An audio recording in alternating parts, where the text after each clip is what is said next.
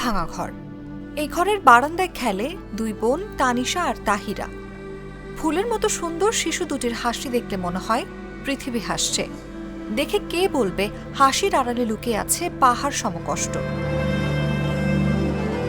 জন্মের কিছুদিন পর দুই বোনই আক্রান্ত হন সেরিব্রাল পালসি নামক দুরারোগ্য ব্যাধিতে। 12 বছর বয়সে যমজ দুই বোনের মধ্যে তানিশা হামাগুড়ি দিয়ে চলতে পারলেও তাহিরা সেটুকুও পারে না। শত প্রতিকূলতার মাঝেও তানিশা স্থানীয় একটি বিদ্যালয় 4র্থ শ্রেণীর শিক্ষার্থী। কখনো হামাগুড়ি দিয়ে, কখনো বা হুইল চেয়ারে করে বিদ্যালয়ে যায় সে। তানিশা কোনো রকমে বিদ্যালয়ে যেতে পারলেও তাহিরা পারে না। যমজ দুই বোনের স্বপ্ন একটাই, হাঁটতে চায় তারা, যেতে চায় বিদ্যালয়ে। এই হাঁটুর এই দুই কুচির বুড়া আর হাঁটুর বাটি আর এই 6টা অপারেশন করলো, 4 লক্ষ টাকা লাগবে। আমার আব্বু পারবে না, কোন আমার আব্বুর সম্ভব হচ্ছে। বাগেরহাটের কচুয়া উপজেলার চন্দ্রপাড়া গ্রামের মিজান মল্লিক ও চায়না বেগম দম্পতির দুই মেয়ে নাইমা আক্তার তানিশা ও সাইমা আক্তার তাহিরা।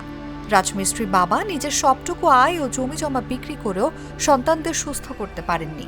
নিজের অসহায়ত্ব প্রকাশ করে এবার কিডনি বিক্রি করে দুই মেয়ের চিকিৎসা চালানোর কথা জানিয়েছেন তিনি। দীর্ঘদিন ধরে চিকিৎসা চালায়া যাচ্ছি। আমাদের ভিটে বাড়ি যা ছিল সব ওদের পিছনে শেষ করে দিচ্ছি, লোন মনে না। আমার পক্ষে আর চিকিৎসা করা সম্ভব হচ্ছে না, আমাদের পক্ষে ভাই সম্ভব হচ্ছে না। আপনারা আমার একটু সহযোগিতা করেন, আমি আর পারি না। আমার যে কি করোনা অবস্থা আপনারা জানেন না। এখন স্কুলে যায় হাবুট টাবুট দিয়ে যায়, মাঝে মাঝে কেউ ওই হুইল চেয়ারে আগায় দিয়ে আসে। শারীরিকভাবে অক্ষম হলেও বেশ মেধাবী তানিশা।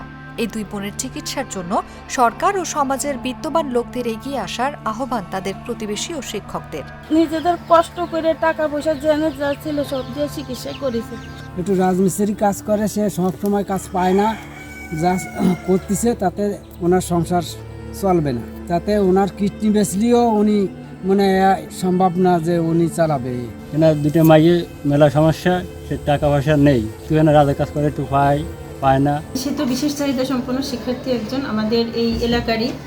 তো আমরা জরিপ করতে যে কেউ অবস্থা দেখে আমরা আমাদের স্কুলে ভর্তি করেছিলাম। সে শারীরিকভাবে অসমর্থ, কিন্তু কথাবার্তা সব দিক থেকে সে যথেষ্ট সমর্থ এবং সে কথাবার্তা বলে, সব কিছু বোঝে। কিন্তু ও যদি নিয়মিতভাবে স্কুলে আসতে পারতো, আসলে এই শারীরিক প্রতিবন্ধকতার কারণে সে ঠিকমতো আসতে পারে না, বিভিন্ন সমস্যা তার আছে। তো যদি নিয়মিত আসতে পারতো এবং স্বাভাবিক শিশুর মতো আসতে পারতো তাহলে অনেক ভালো করতো।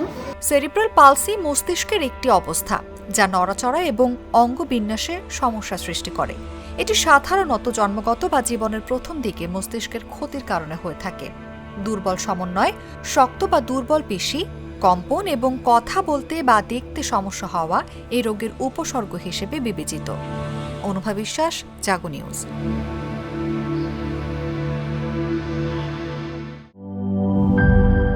জীবনের সাথে চলে high five, all time healthy life.